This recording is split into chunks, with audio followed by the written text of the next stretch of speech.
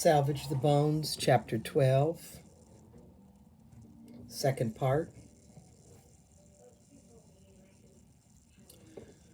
The bayou formed by the meeting of the river and the bay is as calm as it would be on any summer day, and it is hard to tell the hurricane has been here except for where the wind dragged the water across the road and left it there. The bayou is where we had thought the water would come from, the reason we thought we were safe. But Katrina surprised everyone with her uncompromising strength, her forcefulness, the way she lingered. She made things happen that had never happened before. Now all of the people from St. Catherine's that had family in Bois Sauvage and had sheltered there during the storm for fear of what the hurricane would do to the towns on the beach follow each other in a long line across the drowned bayou to their homes. Big Henry stays close to the car in front of him. The road has disappeared in patches, and it is only the bent bayou grass rimming the sunken asphalt that gives us any idea that we are not driving into the water, that Big Henry won't set the car spinning like Daddy's set us to sink. The water parts and flutters like a fish's fin away from the tires and then close again, muddy. I wonder what the storm has stirred up from the bottom of the bay and what it has dragged in and left in the warm, mud, dark water. Where are the trees? Junior asked. In Bois, some stand still, a few young saplings, hardy oaks trees low enough to the ground to avoid the worst of the storm, but stripped of all their leaves and half their branches, as naked as if the dead of winter. Here in St. Catherine, they have been mown down, and there is too much sky. In Bois, the houses stand and are ripped and torn in some places, like Skeeta and Rico after the fight, some of them leaning tipsy, like ours, half drowned. Here, there is too much sky. Something turns in my chest, spreads and drops. It leaves nothing. The first main road we get to in St. Catherine, the one that runs through the length of the town on the north side, so that it is the farthest away from the beach, is washed over with mud. The houses that were here are gone, or they must have been flipped over on their heads, or they've slid sideways to bump into their neighbors, ripped from their foundations. The high school has been flooded, and the elementary school is smashed flat as a pancake. The power lines that still stand across the street have a four-wheeler hanging from the wire. A parking lot where the owners used to keep 18-wheeler truck beds is empty.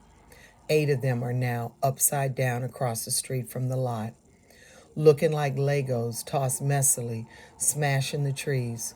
What used to be a trailer park looks like a stack of fallen dominoes, and there is one trailer on top of another trailer on top of another trailer, stacked like blocks.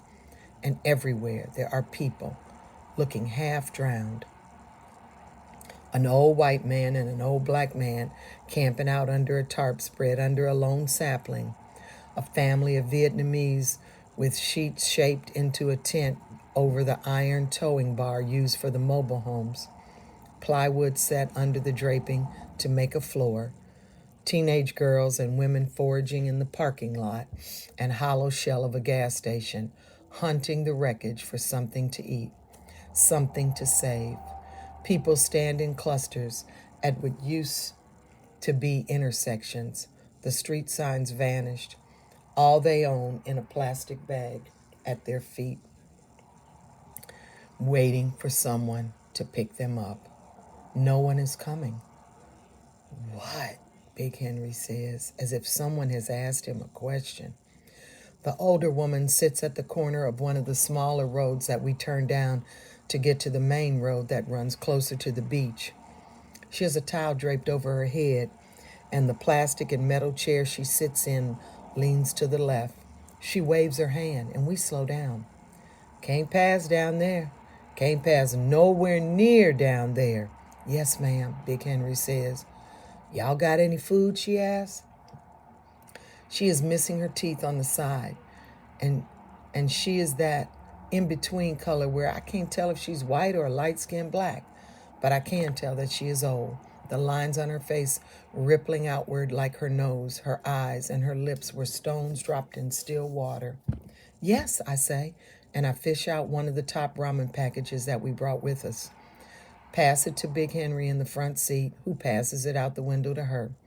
She grabs it, peers at it, and then starts laughing. Her grin is mostly gums.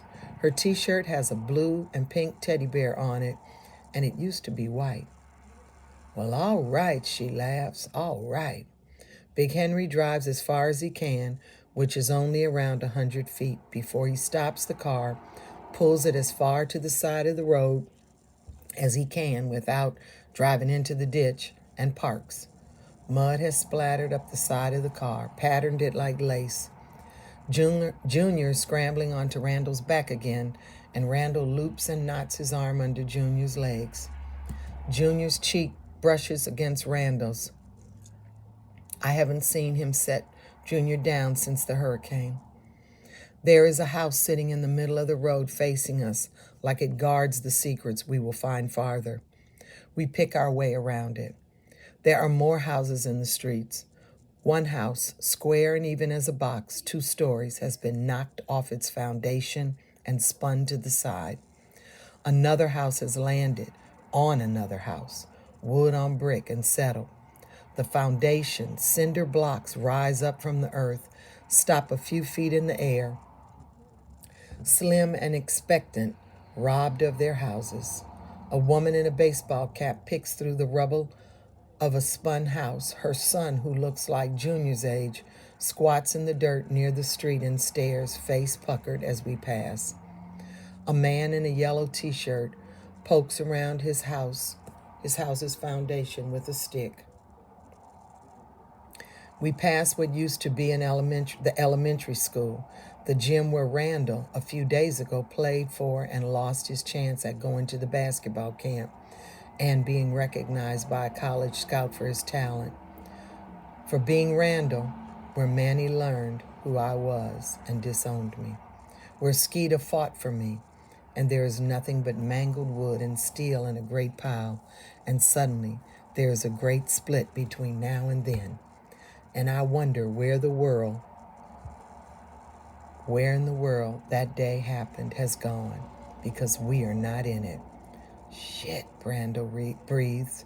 He grips Junior's legs harder, and Junior whimpers but says nothing. It's all gone, he says. We stand in our small group staring at the mess, and then I step away, and we leave. But Randall is the last to start walking, and he glances back again and again at the gym that was there, but isn't. Power lines stretch across the mud-clogged road like great lazy snakes. We hop over them. With all the trees gone, it is easy to see that we are approaching the train tracks, the same train tracks that carried the trains we heard blowing raucously when we were younger, swimming in the same oyster-lined bay that came in and swallowed Boise, swallowed the back of St. Catherine, and vomited out in pieces. A house sits in the middle of the track. It is yellow, and its windows have been blasted open by the storm, but its curtains remain. They flutter weakly. We climb around it, look east and west along the track, and see many houses lining it. It is a steel necklace with wooden beads. Beyond the track, there are no beads. No houses stand there. There are only great piles of wood. Sometimes they are all the same color, and that's how we know a house stood there. There are no foragers here picking through the rubble. What could be salvaged? What hasn't been buried or swept back out to sea? The stumps of the trees are raw and ragged, and the plywood from the houses is raw and ragged, and everything has been ripped in half. Closer to the beach, so close I can glimpse it if I squint and look toward the horizon, are oak trees. Some that stood in the park stand still. Others have been ripped from the earth, their naked crowns facing the ocean. Those that remain look dead. Narrow streets where dentist offices where restaurants that served catfish and hush puppies where veterinarians' offices where small dim bookstores and kinds of antique stores that I would never dream of walking in for fear of breaking something have been savaged. All the storm left are boards and siding stacked like pancakes flung on plates of concrete slabs. We reached the end of the road. Here the hurricane ripped even the road that rimmed the beach away in chunks, so there are red clay and oyster shell cliffs. The gas station, the yacht club, all the old white columned homes that face the beaches that made us feel small and dirty and poorer than ever when we came here with Daddy, piled in his truck for gas or chips or bait or on our swimming days, are gone. Not ravaged, not rubble, but completely gone. The hurricane has left a few steel beams which stick up like stray hairs from concrete foundations. There are rivers running down the highway that line the beach. Past that, on the beach, there is a sofa.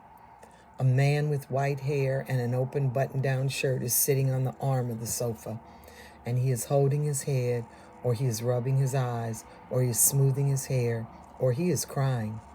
And a dog, orange and large in the sun, is sniffing around him in circles. Then it is running and barking excitedly at what it has found. A closed black casket. It sniffs, raises his leg, and pees. Ain't nothing left, Big Henry says. It is quieter than I have ever heard it in St. Catherine.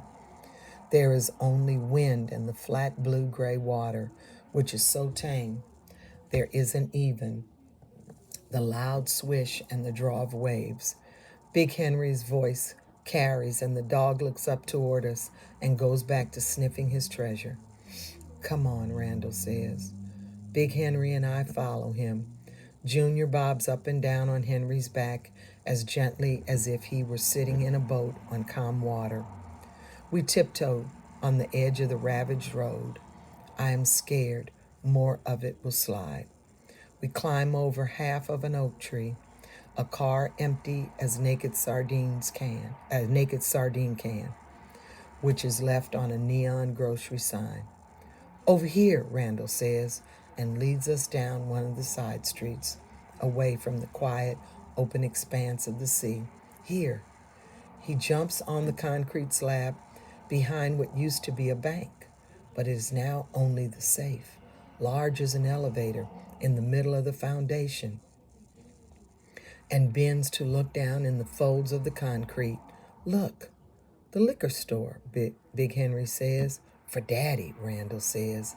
Then we are all on our knees, balancing on the haphazard slabs that rock when we walk, peering under boards, finding glass shards of wine bottles, vodka, gin, gleaming red, dark blue, purple in the shadows.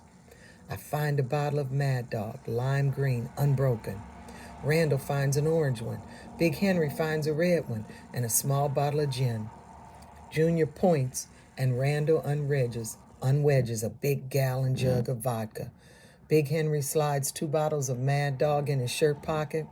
I slip the bottle of gin and orange Mad Dog in Randall's pants, and he hooks his thumbs through the belt loops to hold his pants up. Big Henry grabs the vodka jug. I squat down to look in the hot concrete crevices again to find another treasure that I can take back for Skeet. Something that will help me tell him the story of what we found. But there's nothing here but broken bottles, smashed sign, splintered wood, so much garbage. Big Henry squats next to me. Randall is pointing down the street, pointing something out to Junior, where the library was that he visited with his school once, maybe. I heard what you said when you were talking to your daddy. I will have to tell Skeeter as clearly as I can, and he will have to close his eyes and for 1 second not think of China and listen as I tell him the story of Katrina. and what she did to the coast. Who the daddy? Big Henry asked. There is no blazing fire to his eyes, no cold burning ice like Manny's, only warmth, like the sun on the best fall days when the few leaves that will turn are starting, and the air is clear and cloudless. It don't have a daddy, I say. I palm a piece of glass, marble blue and white, blunt at the edges, grab another that is red and pink brick stone. I slip all three in my pockets, like Skeeter told me the story of the last thing that Mama said to us. I will tell him this. This was a liquor bottle, I will say, and this was a window, this a building. You wrong, Big Henry says. He looks away when he says it, out onto the gray gulf. There is a car out there in the shallows of the water. The top gleams red. This baby got a daddy, Ash. He reaches out his big soft hand, soft as the bottom of the feet, and helps me start. This baby got plenty of daddies. I smile with a tightening of my cheek. My eyes feel wet. I swallow so. Don't forget, you always got me, Big Henry says. I hold the stones so tight in my fists, in my pocket that they hurt. I wish I could tell Big Henry this. I wish you were there when the water came, with your big hands, your legs like tree trunks sunk in the earth. I led the way over the ruined ground to Randall and Junior, who was approaching us. I will tie the glass and stone with the string and hang the shards above my bed so they will flash in the dark and tell the story of Katrina, the mother that swept into the Gulf and slaughtered. Her chariot was a storm so great and black, the Greeks would say it was harnessed to dragons. She was the murderous mother who cut us to the bone, but left us alive, left us naked and bewildered, as wrinkled newborn babies, as blind puppies, as sun-starved, newly hatched baby snakes. She left us a dark gulf and a salt-burned land. She left us to learn to crawl. She left us to salvage. She left us to learn to crawl. She left us to salvage. Katrina is the mother we will remember until the next mother with large, merciless hands committed to blood comes.